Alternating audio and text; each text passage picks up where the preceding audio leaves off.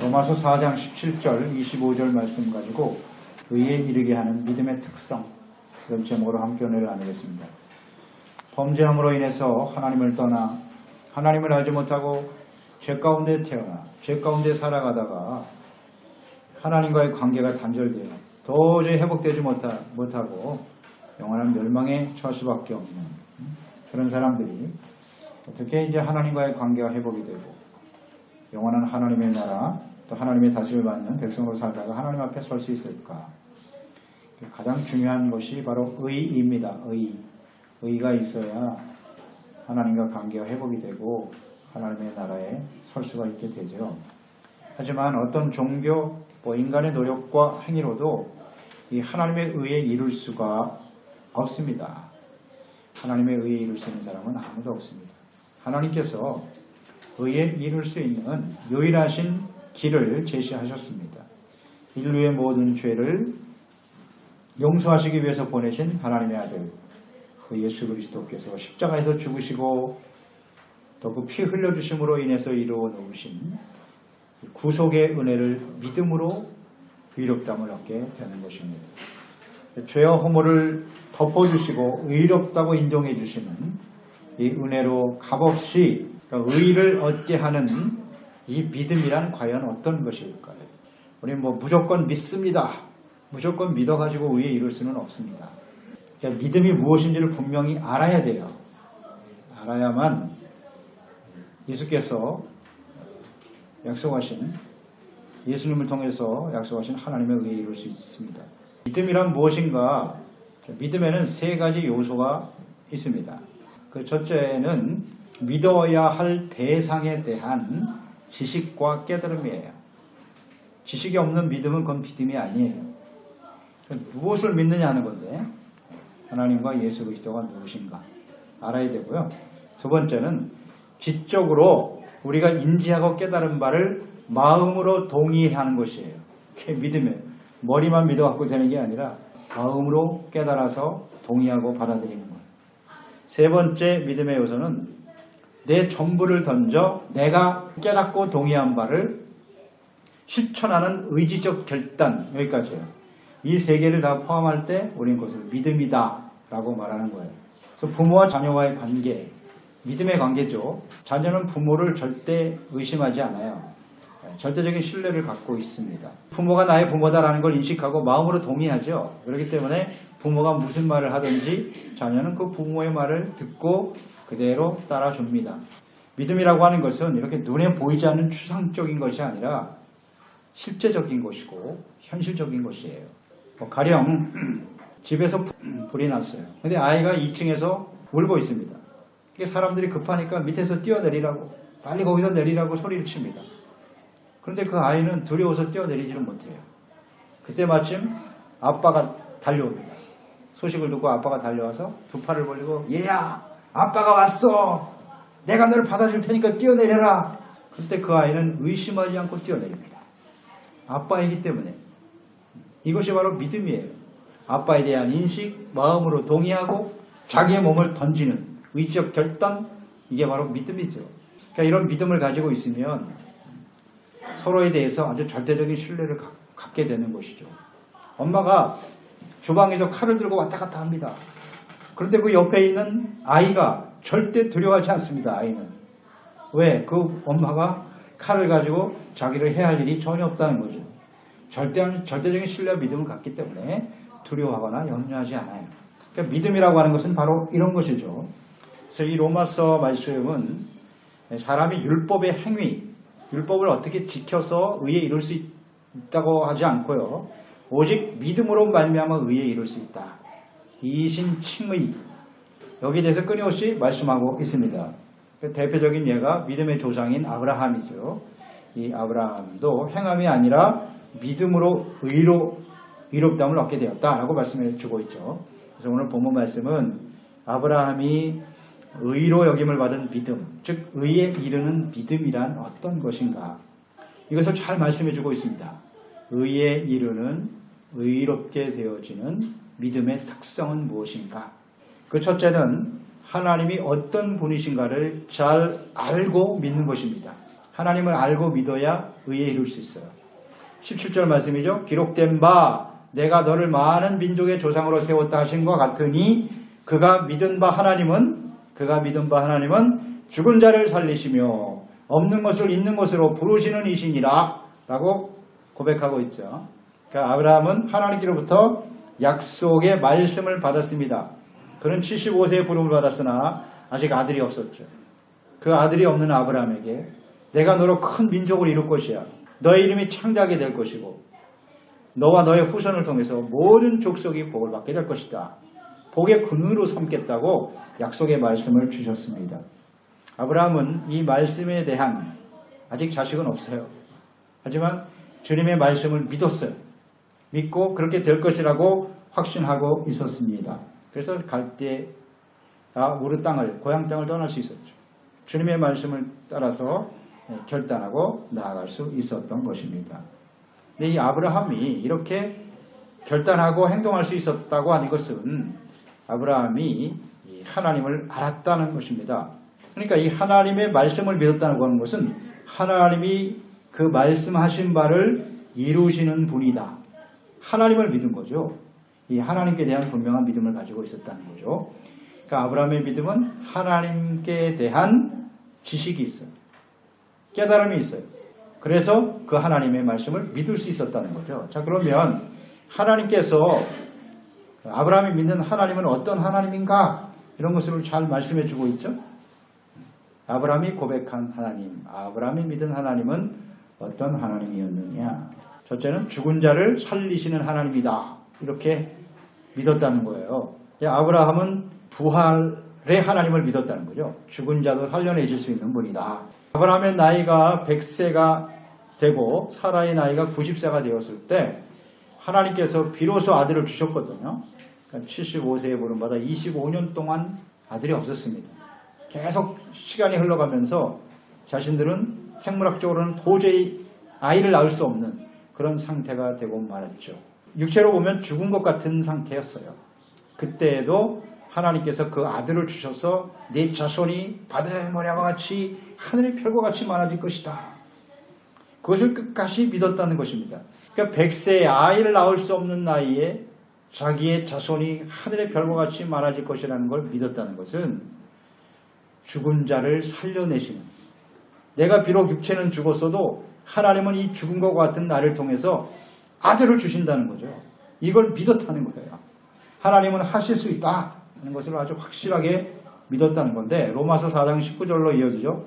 그가 100세나 되어 자기의 몸이 죽은 것 같고 사라의 태가 죽은 것 같음을 알고도 믿음이 약하여지지 않았다라고 말씀하고 있잖아요.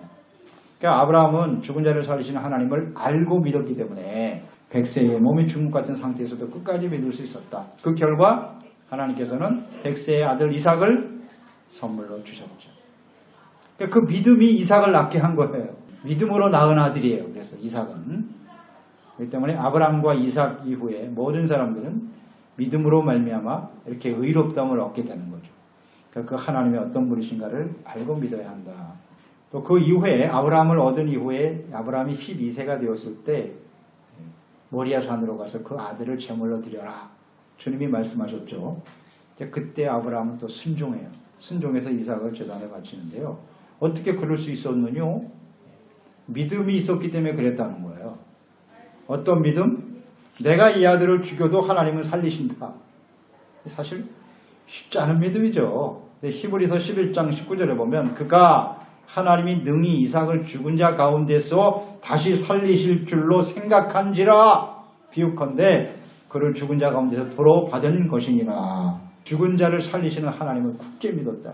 이 하나님을 믿는 것이 의에 이르는 믿음이라는 거고, 또 하나는 무에서 유를 창조하시는, 없는 것을 있는 것처럼 부르시는 하나님이라는 것을 고백하고 있네요. 하나님은 오직 말씀으로 하늘과 땅과 그 가운데 있는 모든 것을 창조하신 하나님이시다. 전능하신 하나님이시죠. 이 하나님을 믿었다는 것입니다. 그러니까 이 하나님을 우리가 믿게 되어질 때, 말씀으로 천지 만물을 창조하신 하나님을 믿게 되어질 때 우리는 동정녀 마리아를 통해서 그 아들 예수님이 태어나실 것을 믿을 수 있죠. 이게 믿어지지 않으면 의에 이를 수가 없어요. 하나님이 가능하시죠. 세상을 만드신 분이 왜 못하시겠어요? 예수님을 죽은 자 가운데 다시 살려내신 분이 하나님이라는 사실을 믿을 수 있게 되지요. 부활하신 하나님, 죽은 자를 살려내시고 없는 것을 있는 것처럼 부르시는 전능하신 하나님을 믿을 때 그것이 의로 여겨졌더라. 아멘입니다. 그러니까 아브라함의 믿음이 어떤 믿음인가를 잘 생각해 보세요. 그냥 교회 다니고 단순하게 교리를 믿고 신앙생활하니까 믿습니다. 입술로만 하는 믿음이 아니에요. 그런 믿음이라면 아브라함은 하나님 앞에 온전한 믿음의 조상으로 세워지지 못했을 거예요. 그 많은 시간을 왜 하나님께서 100세가 되어서야 아들을 주셨겠어요? 그 믿음이 어떤 믿음인가를 주님께서 깨우쳐 주시려고 주님께서 시간을 주신 거죠. 그래서 의에 이르는 믿음은 뭐냐? 하나님께서 자신을 먼저 나타내 주셔야 돼요. 우리가 그냥 믿을 수는 없어요. 그렇지 않아요? 모르는 것을 믿을 수는 없는 거 아닙니까? 하나님이 먼저 나타나세요. 아브라함에게 하나님이 먼저 나타나셨어요. 말씀을 하셨습니다. 아, 이분이 하나님이시구나. 그리고 말씀을 들었죠? 그 다음에 그 말씀을 믿게 되는 거고, 그 하나님이 어떤 하나님이신가를 교제를 통해서, 지식이라고 하는 건 단순히 아는 게 아니라 같이 교제하면서 알아지는 거거든요. 경험되어지는 지식을 의미하는 것이거든요. 이런 믿음을 가지고 교제를 통해서 하나님을 확실히 아는 믿음, 이것이 바로 의에 이르는 믿음입니다. 여러분 이런 믿음을 가지고 계시나요? 그 다음 두 번째는 의에 이르는 믿음의 성격은 뭐냐면 바랄 수 없는 중에 바라는 거예요. 이게 진짜 믿음이에요. 18절 말씀 보세요. 아브라함이 바랄 수 없는 중에 바라고 믿었으니 이는 내 후손이 이가 되리라 하신 말씀대로 많은 민족의 조상이 되게 하려 하심을 인함이라. 바랄 수 없는 중에 바라는 것이 믿었다. 아브라함은 그렇게 믿었다는 거죠. 이제 아브라함이 이 말씀을 가만히 보면 바랄 수 없는 중에 바라고 믿었다는 것은 아브라함이 직면하고 있는 삶의 현실이 소망이 없는 절망적인 상황이었다는 것을 의미하는 것이죠. 그러니까 현실을 보면 희망이 없어요. 75세에 부름받은 것도 늦은 나이인데 99세가 될 때까지 아이를 낳지 못했으니까요. 사라는 89세, 90세가 되도록 이미 아이를 낳을 수 없는 상황이 되어버렸잖아요. 그러니까 현실을 보면 절망적이에요. 현실을 보면. 그런데 그런 바랄 수 없는 절망적인 상황에서도 하나님의 말씀을 끝까지 믿었다는 거죠. 그러니까 현실에는 소망이 없지만 언약을 이루실 하나님, 그 신실하신 하나님을 알고 믿었기 때문에 그 믿음이 소망이 되어, 믿음과 소망은 뗄 수가 없는, 믿음이 없는 사람은 소망도 없어요. 소망이 없는 사람은 믿음이 없는 거예요. 하나님을 알고 믿을 때 그게 소망이 되어서 절망적인 현실을 뛰어넘을 수 있다는 거죠. 이게 진짜 믿음이라는 거예요. 그러니까 의심이 있고 믿음이 있어요. 우리가 하나님의 말씀을 듣고 믿는다고 하지만 현실적인 세상에 살아가는 우리의 삶이고 보면 현실과 하나님의 말씀 사이에 엄청난 괴리가 있어요.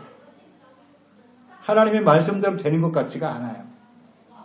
아브라함도 그랬죠. 의심이 들어온다. 그러니까 이 둘 사이에 우리가 항상 존재하면서 끊임없이 갈등하게 되는 거예요. 갈등하게 됩니다. 이 두 가지를 일으키는 이런 갈등 속에서 아브라함도 있었고 결국 이 아브라함은 그 사이에서 하나님의 말씀을 선택한 거죠. 이건 우리는 언제나 선택이에요. 선택. 우리가 어떤 선택을 하느냐에 따라서 절망이 될 수도 있고 소망이 될 수도 있어요.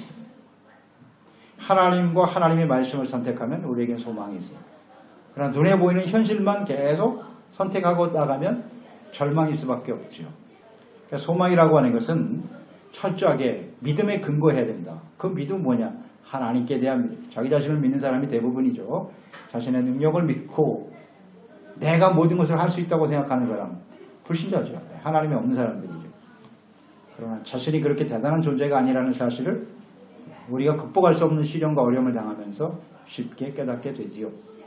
그러니까 하나님께 대한 믿음, 이것이 우리에게 소망이 된다. 그러니까 사람은 인생을 살면서 작은 희망의 빛을 발견하기 위해서 열심히 힘쓰며 살아가는 거예요. 우리가 세상 살아봐서 알지만 세상이 만만하지 않습니다. 모든 것이 우리가 생각하고 의도하는 대로 움직여지지 않습니다.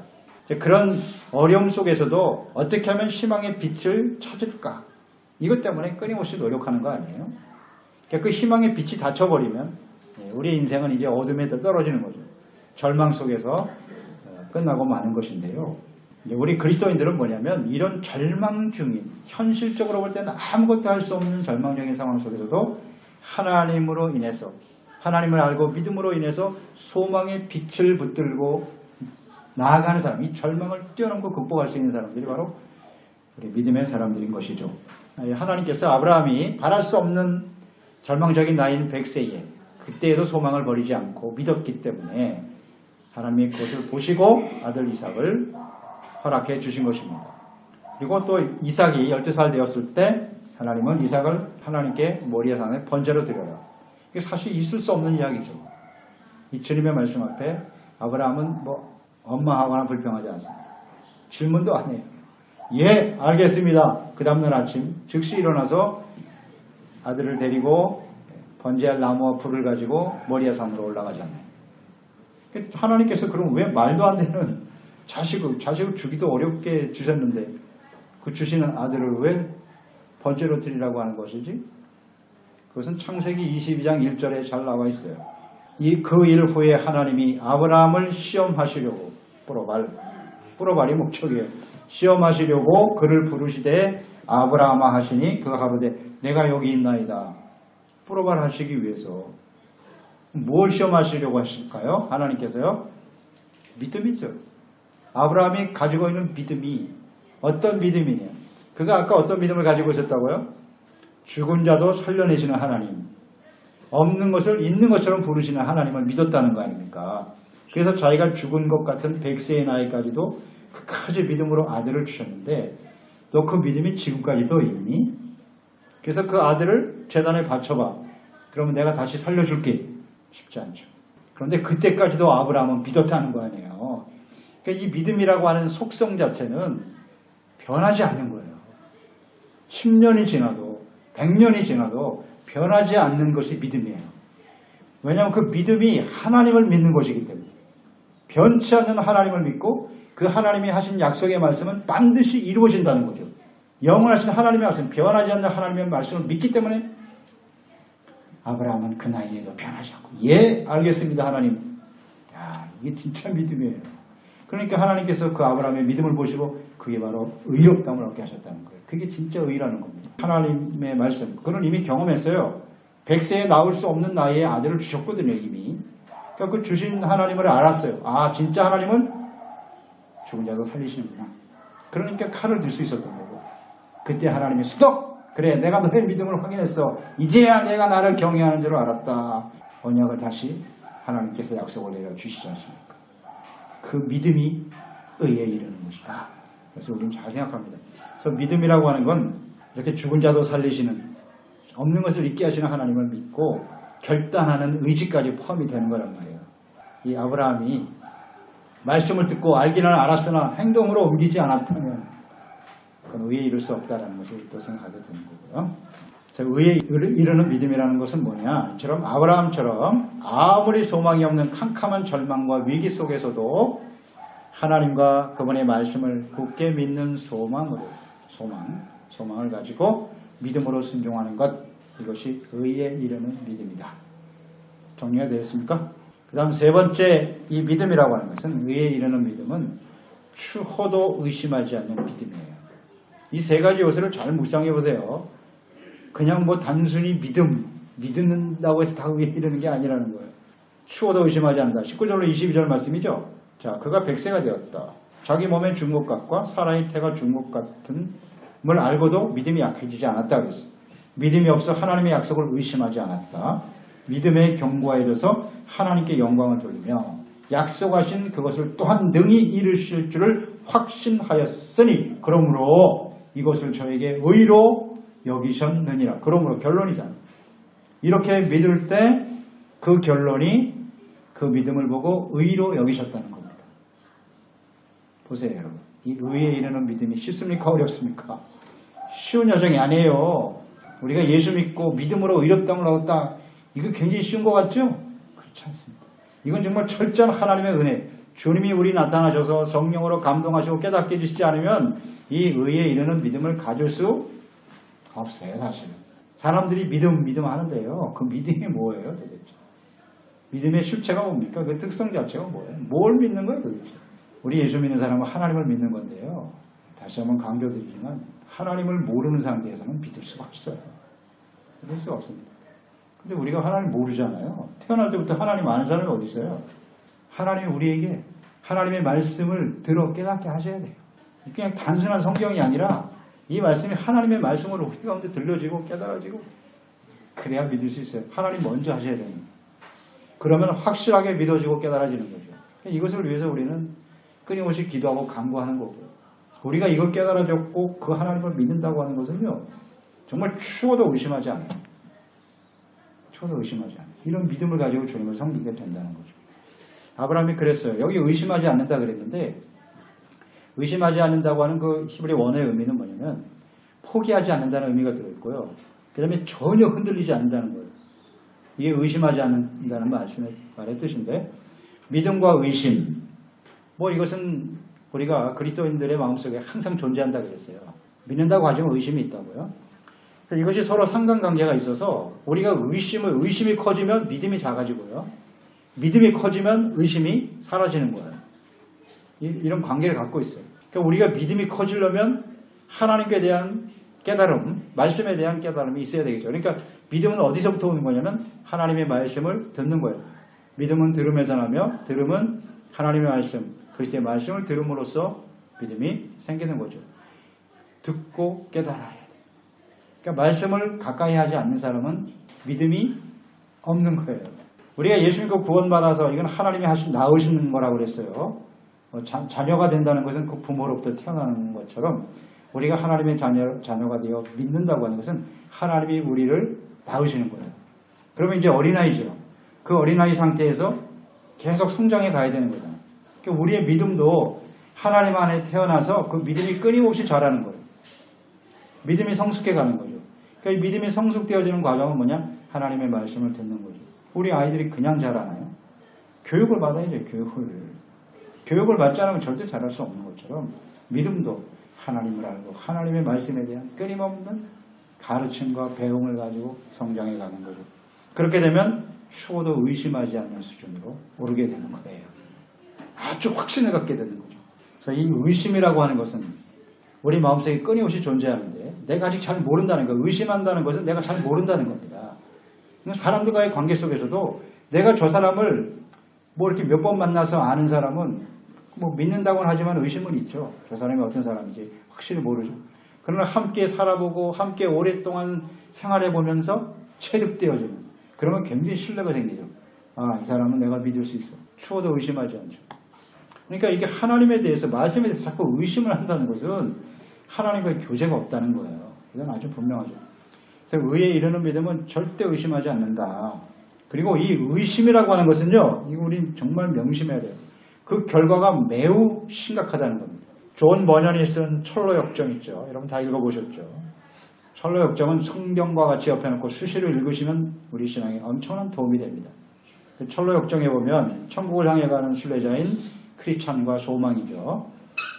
의심의 성에 들어가 잠들었다가 그 의심의 성의 주인의 이름이 절망거인이고요.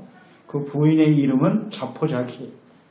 이 두 사람한테 붙들려서 매일같이 두들겨 맞습니다. 감옥에 갇혀서 거의 매일같이 두들겨 맞기 때문에 이제 여기서 죽어야 되겠다. 자살을 해야 되겠다. 너무 고통스러우니까. 그런 상태까지 가죠. 그러다가 어느 날 밤 크리스찬이 그 이전에 만났던 전도자에게 받은 열쇠, 약속의 열쇠, 약속의 열쇠가 자기 가슴에 있다는 것을 알게 돼요. 그래서 품에서 그 열쇠를 하나님의 약속의 열쇠를 가지고 자물쇠를 풀고 그 의심의 성에서 도망쳐 나오죠. 이것이 이제 철로 역정에 나와 있는데 이 두 사람이 의심의 성을 무사히 탈출한 후에 그들은 다음과 같이 노래하고 있습니다.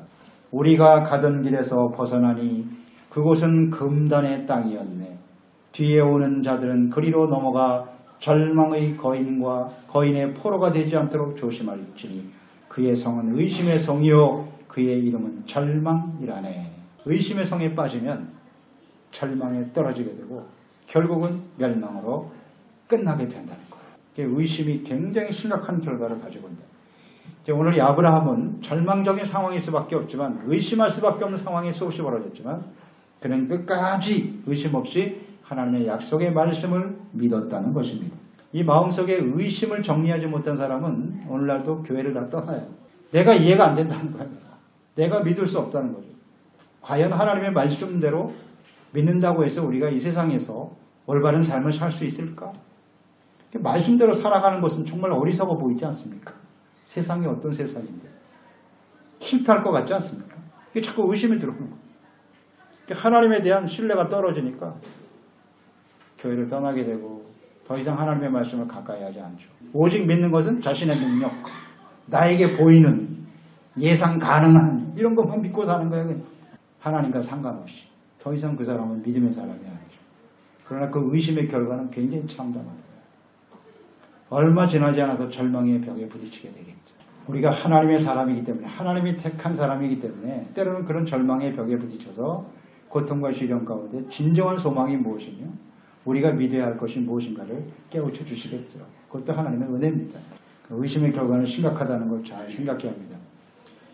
그래서 의롭다함을 얻는 믿음, 이것은 절대 의심이 없는 믿음이다. 추워도 없어야 돼요. 의심. 야고보서 1장 6절로 7절에 말씀했죠. 오직 믿음으로 구하고 조금 더 의심하지 말아라. 의심하는 자는 마치 바람에 밀려 요동하는 바닷물결 같으니 이런 사람은 무엇이든지 주께 얻기를 생각하지 말아라. 두 마음을 품지 말라는 거예요. 의심은 두 마음이에요. 믿음과 의심. 이건 우리는 한쪽을 선택을 해야 돼요. 믿음을 선택해요. 하나님과 그 말씀, 믿음. 이건 우리의 선택이에요. 의심을 하지 않아야 된다. 그 다음에 이제 끝으로 이렇게 생각해 볼 수 있죠. 믿음을 잘 정리해 보셨죠. 하나님께 대한 믿음. 하나님을 알아야 돼요. 절대로 마음속에 의심이 절망적인 상황, 바랄 수 없는 중에 바라고 소망하고 믿는 게 믿음이다. 세 번째는 추워도 의심이 없어야 된다. 마지막 네 번째, 의에 이르는 믿음의 가장 중요한 핵심이라고 봐야 되겠죠. 그러니까 모든 사람들의 죄를 짊어지시고 십자가에서 죽으시고 부활하신 예수 그리스도를 믿는 믿음이 있어야 의에 이르는 거예요. 1, 2, 3번까지 아브라함이 그런 믿음을 가졌으니까요. 1, 2, 3번까지만 믿는다고 해서 의에 이룰 수 있느냐? 그렇지 않다는 거예요. 예수 그리스도를 믿어야 돼. 예수님이 하나님의 아들이고 그분이 우리의 죄를 위해서 십자가에 죽으시고 부활하심으로써 우리의 모든 죄를 사하여 주셨다. 그럴 때 우리는 의롭다함을 얻을 수 있게 되는 것이다. 이걸 믿어야 의에 이르는 거예요. 그러니까 지금 이스라엘 백성들은 1, 2, 3번까지만 믿죠. 유대인. 우리는 아브라함의 후손이야. 모세의 율법을 지키는 사람들이고 예수는 필요 없어. 이게 유대인이잖아요. 그들은 의에 이르지 못합니다. 이 네 번째 가장 중요한 핵심을 놓치고 있는 거죠. 그렇기 때문에 그들은 하나님 앞에서 의로 인정받을 수 없어요. 예수님은 필요 없다고 버렸잖아요. 우린 예수님 없어도 얼마든지 의로워질 수 있다는 거야. 그러니 네 번째, 그리스도를 믿는 믿음이 대단히 중요하겠죠. 예수님을 우리가 어떻게 알고 있는가? 예수님은 누구신가? 예수님이 이 땅에 와서 무엇을 행하셨는가? 예수님의 십자가의 의미는 무엇인가? 이것을 바르게 알고 믿고 마음에 동의해야죠. 동의하고 예수님과 함께 십자가를 지고 주님의 말씀을 따라가는 거죠. 이게 의에 이르는 믿음입니다. 아브라함이 하나님께서 주신 언약을 끝까지 믿어서 그 믿음도 쉽지 않아요. 아브라함과 같은 믿음도 정말 쉬운 믿음이 아닙니다. 그 믿음으로 의롭다함을 얻은 것처럼 이제 아브라함의 후손인 예수 그리스도, 그 언약이 예수님을 통해서 성취됐지 않습니까? 예수님을 통해 성취된 그 구원의 언약을, 구속의 은혜를 믿음으로 받아들이고 추워도 의심 없이 확신과 담대함을 가지고 그 예수 그리스도와 함께 주님의 말씀을 따라가는 그런 사람이 하나님 앞에 의로운 자로 인정되어서 이 땅에 사는 동안에도 하나님의 절대적인 보호와 인도하심 속에 살다가 영원한 하나님 앞에 서게 될 것입니다. 기도하겠습니다. 하나님 아버지, 오늘도 주님의 말씀을 대하면서 로마서는 믿음으로 말미암아 의에 이르게 하는 것이거든요. 의롭다함을 얻는다. 사람은 스스로 노력해서 어떤 종교 행위와 활동을 통해서요 의에 이룰 수 있는 사람 아무도 없어요. 그것이 오늘 로마서 하나님께서 우리에게 주시는 가장 중요한 가르침이에요. 수많은 종교들이 있지만 의에 이룰 수 있는 길이 없어요. 오직 믿음인데요. 그 믿음은 무엇을 믿는 거냐? 하나님과 보내신 자 그 아들 예수 그리스도의 십자가의 대속의 은혜죠. 이것을 믿음으로 인해서 우리는 의롭다고 인정을 받게 되는 것인데, 의에 이르는 믿음이라고 하는 것은 단순히 무슨 종교적인 수사가 아니란 말이에요. 교리적으로 믿어서 어떻게 된다는 것도 아니고요. 그 믿음의 본성, 특성이 무엇인가를 오늘 잘 보았어요. 아브라함의 믿음이거든요. 그 믿음은 하나님을 잘 알고 믿고 깨닫는 거죠. 깨닫고 마음에 동의하고 또 그 동의한 바를 자신의 몸을 내어 던질 정도로 이렇게 의지적 결단이 있어야 되는 믿음인 것이거든요. 그리고 절망적인 상황 속에서도 소망을 바라보고 바랄 수 없는 중에 바라는 것이 의에 이르는 믿음이다 하셨고요. 추워도 의심하지 아니하며 예수 그리스도의 십자가를 통해 이루어놓으신 주님의 구속의 은혜를 믿고 바라보는 것이죠. 그럴 때 하나님은 우리를 의로 여겨주시고 의로운 사람과 하나님은 함께 계셔요. 하나님이 우리를 다스려 주시고 보호해 주시고 지켜주시고 승리하게 만들어 주시는 것이고, 하나님이 주시는 의와 평강과 기쁨을 누리며 살아가게 하시다가 영원한 하나님 나라에 서게 하시는 거죠. 이와 같은 믿음과 의롭다움을 얻는 은혜가 우리 모두에게, 우리 가정에, 우리 자녀들의 삶 속에 넘쳐나게 하옵소서. 예수님의 이름으로 기도드립니다.